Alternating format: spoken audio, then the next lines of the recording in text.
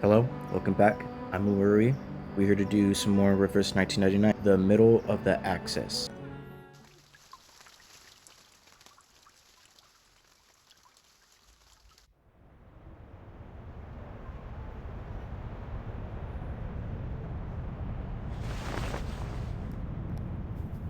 "37. You just said Vertin's number is 0.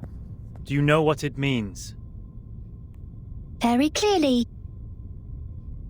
Would you be able to submit proof to Apeiron? No problem. Half of you in this hall have put in the pebbles. If 37's argument is found to be true, every argument Vertin has spoken in Sonetto's defense will be deemed valid. Sonetto will be exempt from the punishment. Oh yeah, that's right, we left off here. She said that Vern's number is 0. How fast are you able to know your number? Does she specifically have to say, hey, your number's this? Because if so, she could be lying on whether someone has a number or not. Or is that like something you just are born with? How does that whole number system work? If anyone knows, please tell me in the comments. I will announce the result once 37's proof has been validated by Apeiron. Thank you for your time. Who or what is Apeiron? Oh, Apeiron's basically like the jury.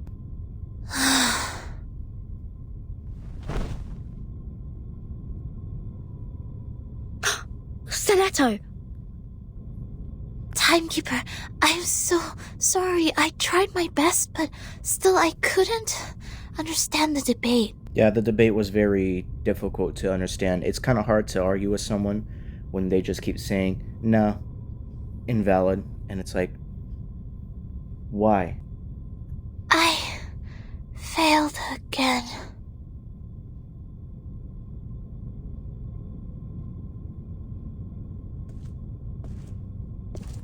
What happened to her? Come here, little girl.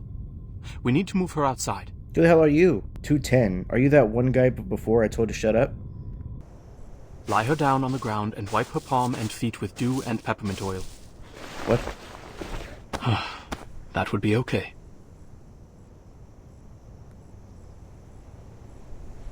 Thank you. You're welcome. The distinguished number 0. Wait, is he suddenly being nice to us now that we have a number? He doesn't even know if 37 was telling the truth or not. I'm kidding. I'm 210. Well, instead of the number, I prefer people call me the rhetorician. I'd never heard that word before in my entire life. I've heard your preachment. Pretty demagogic. What is that word? I'm starting to hear new words from this game, and I'm starting to hear them in real life. That's how logic works. With logic, I can prove that you'd cease to exist in the next moment, or that there are no other people in this world except me. Achilles can never outrun a tortoise, and a flying arrow is forever motionless. If you hear beeping in the background, I think that's like a garbage truck or someone's smoke alarm going off. Just ignore that. This debate is nothing but meaningless wordplay. That pacifist let you off this time. Pacifist? What pacifist? I already forgot his name, number. This society is not societying. 6. A perfect 6. number indeed. For he knows the benefit of reconciliation. My favorite number is 25. Who wants to have blood on their hands and be devoured by the cycle of hatred? Yet it's a torture for any intelligent mind to hear such an immature debate. Can you feel the suffering of our leader now? I'm sorry. I still don't understand. No apology needed, Miss Outsider. I also feel sorry for your pain, given that 37 has revealed your number. What do you mean? 37. Our evil little genius. The most cunning star of Hermes. She's been having fun revealing others' numbers for a long time. Wait, so she has to reveal other people's numbers? Our numbers are our essence. And it's also the most important proof we get once in our lifetime. But she enjoys taking that opportunity away from you. Just because her talent allows her to do so. Wait, that's her talent? Her talent is to tell other people their number is? She did that to her friend, too. She found out Sophia's number. Wait, she has a number now? But without casting an eye on that paper with her number on it, Sophia threw it into the sea. Sophia is Sophos. But you... I pity you. Why? Is 0 a bad number to have? Is that like a curse? Are we gonna die now? Are we gonna get sacrificed? It doesn't seem like trouble to me. Alas, poor little Vertin. You still don't understand. The number of our souls suggests our fate. It might be changed through algorithms temporarily, swirling, shifting, or transforming alongside other changes occurring on the coordinate axis. But in the end, we can only be ourselves. 1 is thought. 2 is opinion. 3 is wisdom. 4 is strength. 5, enthusiasm. 6, harmony. 7, order. 8, philanthropy. 9 is restraint, while 10 is completion. Wait, so does that mean his name is technically opinion and completion? Or is his number a totally different meaning? 0, however, is in the middle of the axis, the origin of the frame of reference. It's neither positive nor negative, neither prime nor composite. Things are ever changing, but you stay the same. Your loneliness also lasts forever. This is your fate. Being exposed in full view of the crowd, yet you know nothing about it. 37 was acting on impulse. Yet she opened Pandora's box. She leisurely reveals your fate. That carefree behavior makes no difference to picking up a shell on a beach. How could I not pity you?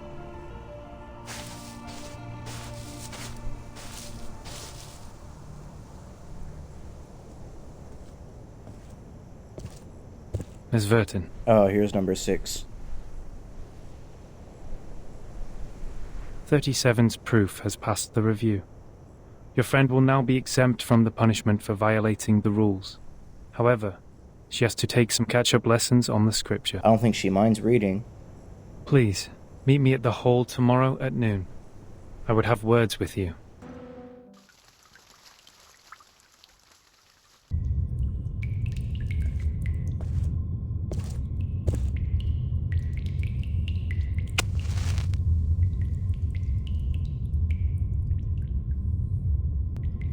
Before this negotiation begins, I wish to tell an allegory to the two of you.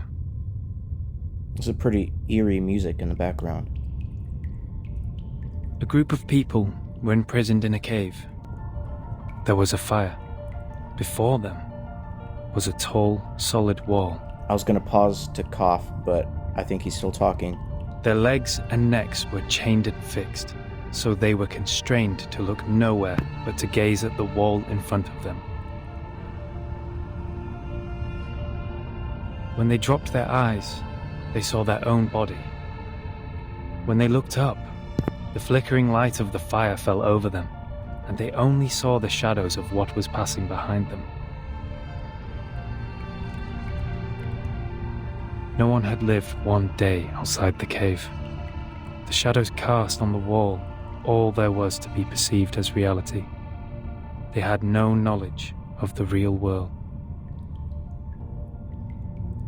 One day, one of them escaped from the cave, walked into the light, and saw the true world with his own eyes for the first time. Everything he saw or felt in the cave was nothing more than a mere shadow of the object's true form. This reminds me of the movie Embers.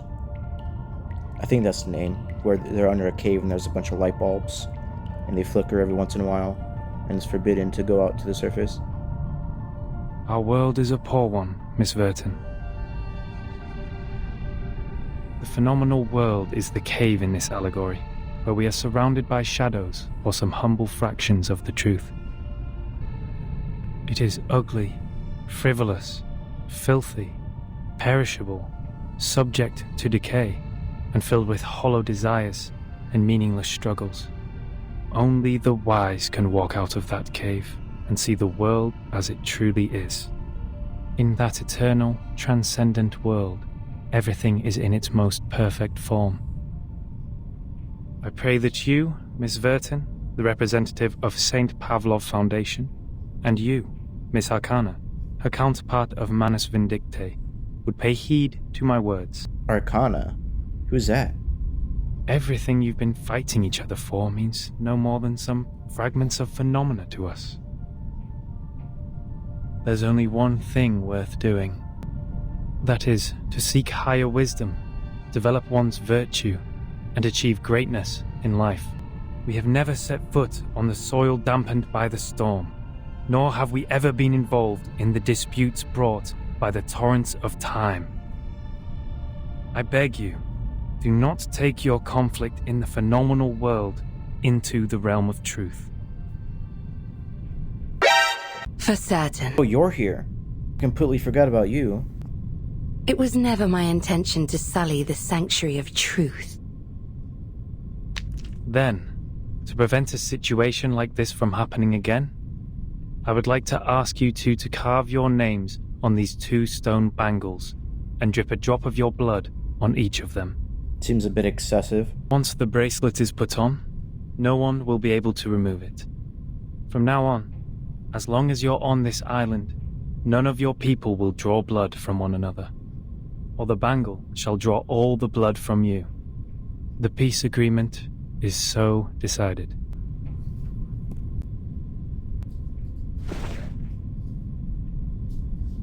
I appreciate that. I'll sign it.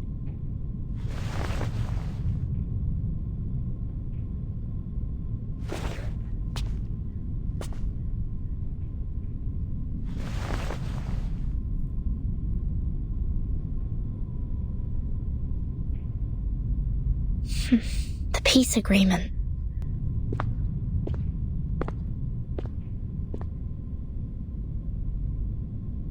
Lady Vertin, we meet again. Where did you come from? Were you always here? I wish the best to thy friend. She's doing well, thanks to you. You're most welcome. Thou shalt quench, for times hath changed. Oh wait, didn't she kill that one, mafia girl? I would not wish to shed even a drop of Arcanist's blood in vain. But Schneider should be the victim of a merciless bullet? Yeah, that's her name, Schneider. Terrible name, by the way. Anybody out there with the name Schneider, I hope you know that your name is terrible.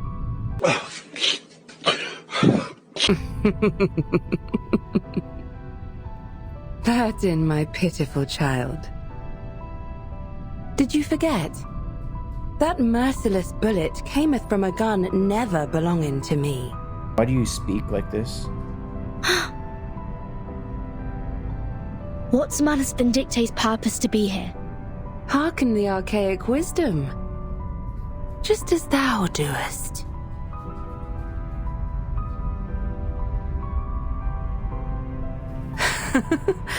I am not surprised. I adore thy visage, Lady Vertin, emotionless in the storm. Alas, no man shall bravest the storm and live, including thee. Storm gonna come here onto the island? I forget what the storm is again. Is that like a resetting of time where you get reset back? Because so far we've been going back in history.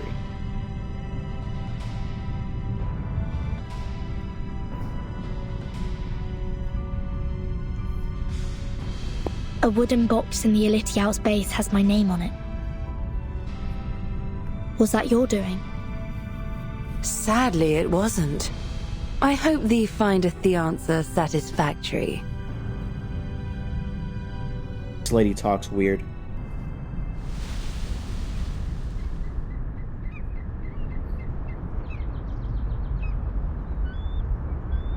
It's burning. Is that Miss Arcana? Miss Arcana! Please, don't go! Save us! And save Aunt! Wait.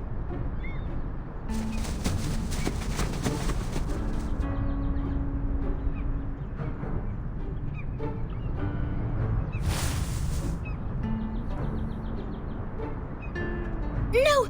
Come back! Come back! I thought that was going to be Sonetto for a second. I would also run away from her as well. You ignorant foreigners! I just started introducing vectors and matrices, and that's the most interesting part! Big ass forehead. Vertin! Great! You always show up at the right time and right place! Stop the masked people! Whatever it takes! Essaye donc de te cacher de neuf perdus. I do have a new character. Easy lah! Never alone and rarely outnumbered. Our minds are as one. Gaizai, Lily! For everyone. Let's make you into something a bit more useful. Okay, that was good. Oh. Use better, think Oh, you got twice. 2 more.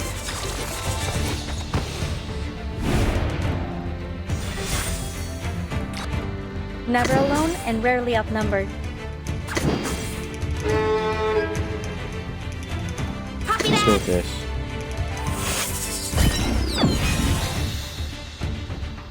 Beating.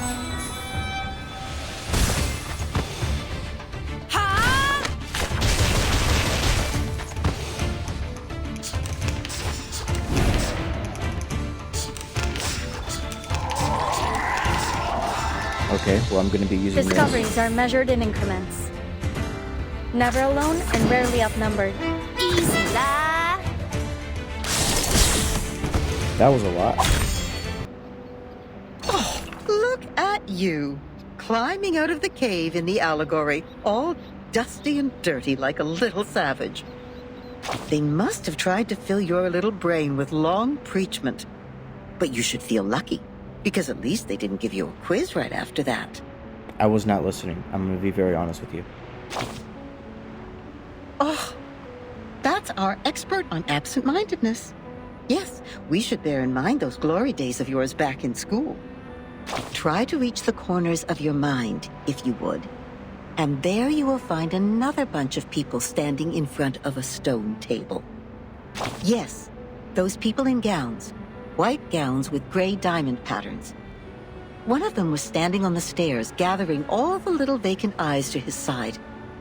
What was he called? Give Sorry me a about six? Teacher, instructor, tutor, the educator. Just titles like that. No names at all. No one gets to write down their names on that banner, after all. But they have nothing to complain about. You know what they say? What is reasonable is real. That which is real is reasonable. They showed you a broad avenue in their teachings where you could enjoy a sense of security with all the solid ground, convenient automobiles, and warm sunshine. And at the end of the avenue even lies an inspiring mission, to which you are expected to devote your whole life. There is a distinction between good and bad here, and it's as clear as our innate sense of right and wrong, like a floor of black and white tiles. Any stains on it will be noticed immediately. But in fact, there exists another path in the woods. It's much less traveled, leading to the unknown darkness which cannot be seen with eyes or proved false. You may even experience indescribable chaos and madness there. This path, however, has an excellent view, and it's one of a kind. The plants are thriving with bursting energy, and the flowers are blooming in a delightful atmosphere. So, which will you take? Probably the path. Oh, that's not an easy choice to make. This grandma must give you a round of applause. I would have even pinned a boutonniere to your suit if I had one. But I have to remind you, those things in there are not easy to deal with. They can drive you insane, and you have to be very careful.